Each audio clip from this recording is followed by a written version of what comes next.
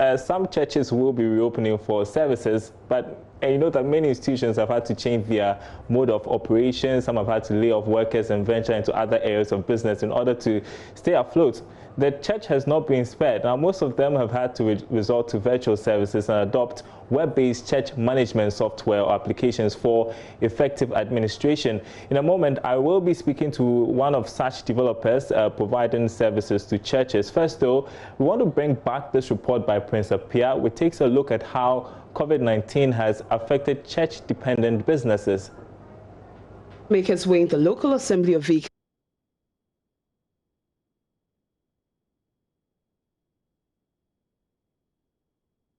It's affecting the church in a great way.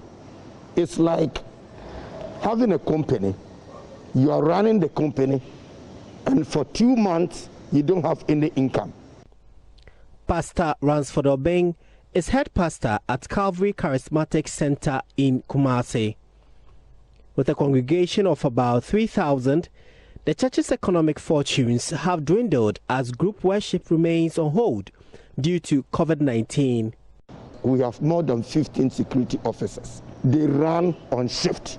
We have a media session where they are full-time workers. We have our account office where we employ more than 5 people at the account office. We also have people who take care of the compound. It's another thing. Some of the pastors have given a wrong impression about the church, thinking that every offering and every tithe that comes go into the pocket of the pastor. It is not true. So if no offering is coming, how can you send this person home saying that I don't receive an offering? With a staff of 120, the church pays salaries of about 120,000 cedis every month.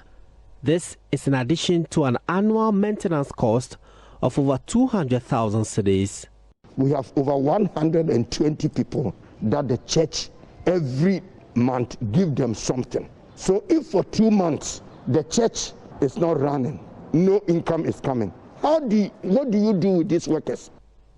CCC, like many other churches, is feeling the effects of the pandemic because economic activities have slowed down. Businesses that rely on the church to survive are all reeling under similar situation due to church inactivity.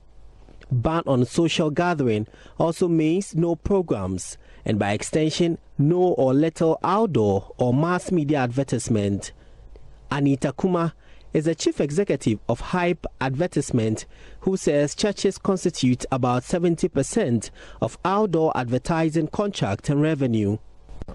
So we're losing rent money for advertisers who would officially rent our boards. We're losing designing money. We're losing lots of money because now people are not advertising, people are not renting the boards. Most of our clients who are pastors, we have schools who would come to us for design works are not coming. The churches also work closely with printers. For the printing industry in Kumasi, for instance, the church is next to schools in patronage of print services. Peter Insia is a printer at Amekum. Taking the Catholic Church, for example, they do a lot of printing. When we take Jehovah's Witness, for example, in the Methodists, their hymn books, their weddings, their funerals, programs, the posters, everything. The church helps the printing industry a lot when we come to printing. So joining me, Nana Pempe, he's co-founder of Asoriba, a web-based church management software and application designed to enable effective church administration. Great to see you. It's been a long while, Nana. And it appears you have had a busy 3 months, haven't you? Yes, it's been very intense. I mean, every single day we're on the call, on the phone, trying to set churches up, trying to help them transition from doing things manually to digitizing their donations and their attendance. And it's been very exciting for us as a business that we can still help the church in these trying times. So explain to me further what kind of support you give churches. So there are 2 main types of support we bring to churches. First of all, we help them to digitize their donations. So members can now give to their church using their phones, whether it's a feature phone, that's a YAM phone or a smartphone. We simply provide a church a link and a USSD code. So if the link is shared with the members, they can click and make payment for mobile money or any of their cards like Visa or MasterCard or Amex. And the second part of the help we bring to them is attendance monitoring. So before you can monitor attendance, and why is attendance monitoring critical now is because of the COVID, right? We want to know who is at church, where he's coming from, his age, his name, his phone number. So once again, using simple USSD, when I say USSD, short code, most people call it short code, or a simple app, which is free, they're able to check in their members. The members are able to self-check in that, hey, I'm coming to the service, this is where I am.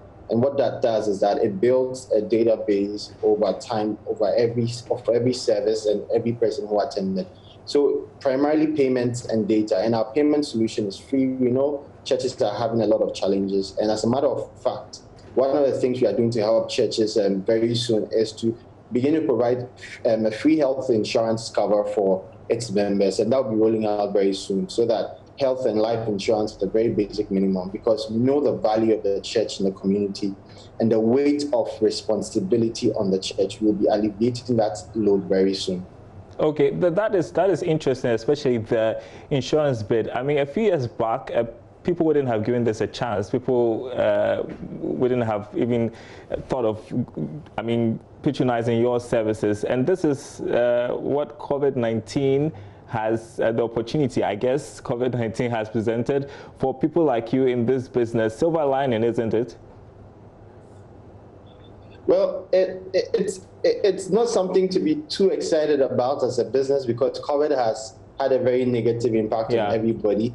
But even though we are benefiting in the sense that many people now understand the sermon we were preaching, at first we said, look, you have to be digitized. It fell on a lot of deaf ears, but now they understand the value of what we are saying, and it has made us realize what we were doing 6 years ago was important, it's important, and it's even going to be more important. So for us, we are happy that we're going, but we are not excited that COVID had a very bad effect on everything. And our solutions are so simple that I could actually simply in 2 minutes show any church how they can digitize their attendance tracking and also digitize their donations at no cost. And that's what I'm very excited about. Okay, and we are told that COVID-19 is going to be here for a while, and so we have to get used to it. What do you think, and hopefully one day goes away, but how do you think that this crisis would change the way churches are administered, if you like? So I think primarily churches understood the fact that there was a need to become digital. But with COVID coming to be around for a very long time, it's not an option. So a lot of churches have had to place a lot of value and emphasis on their IT teams and the technology teams.